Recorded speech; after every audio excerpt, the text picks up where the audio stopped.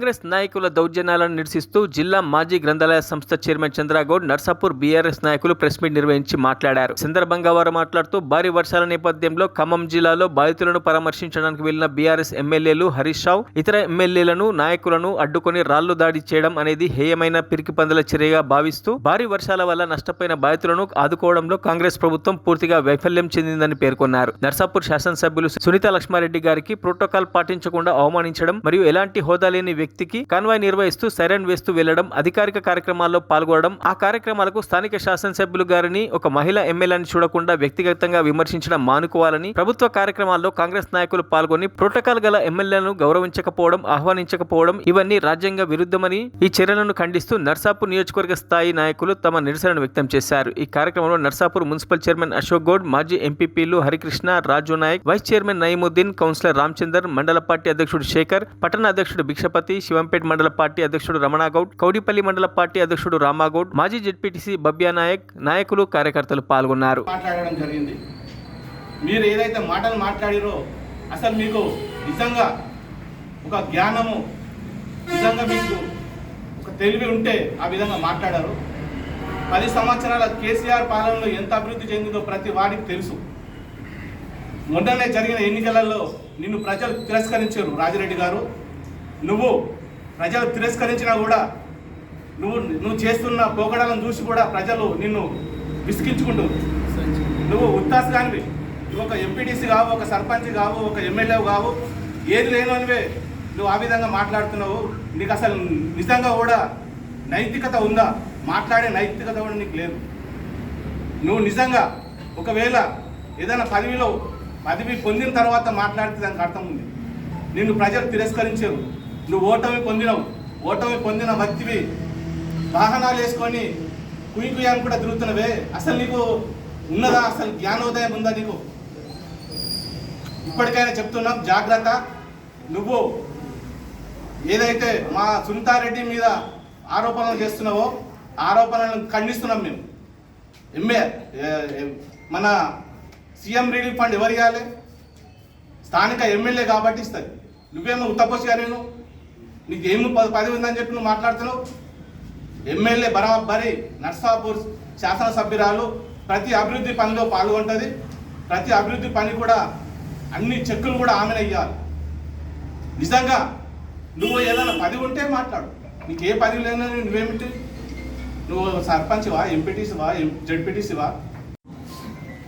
నర్సాపూర్ నియోజకవర్గంలో మరి తెలంగాణ రాష్ట్రంలో విచిత్రమైనటువంటి మరి వార్తలు మనం వింటున్నాం.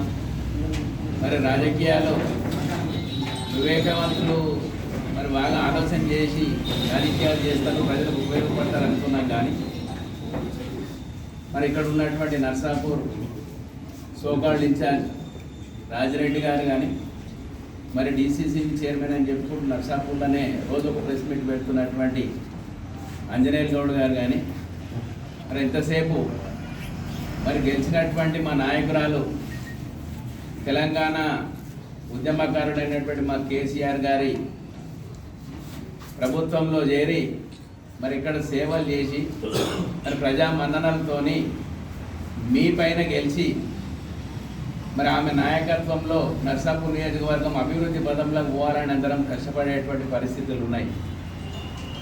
మరి మీరు పని చేతగాక కనీసం మరి మీకున్నటువంటి ఇన్ఛార్జ్ మంత్రుల దగ్గరనో మరి ముఖ్యమంత్రి దగ్గరనో మరి పోయి మా నియోజకవర్గానికి, మా ప్రాంతానికి అభివృద్ధి కోసం మీరు సహకరించండి అని అడిగేటువంటి పరిస్థితుల్లో కూడా మీరు లేక, ఆ జ్ఞానం లేక మరి ప్రజలను తప్పుదో పట్టించుకుంటూ మరి అందరూ తోడేళ్ల మందలు ఊళ్ళ మీద పడ్డట్టు మరి రోజువారీ టైంపాస్ ప్రచారాలు చేసుకుంటూ తిరుగుతున్నారు. అక్కడ ముఖ్యమంత్రి ఏమో టీ పార్టీలు పెడుతున్నాడు, ఇక్కడ మీరేమో మరి అక్కడ గుంపులుగా తిరిగి గ్రామాలలో తిరుగుతున్నారు.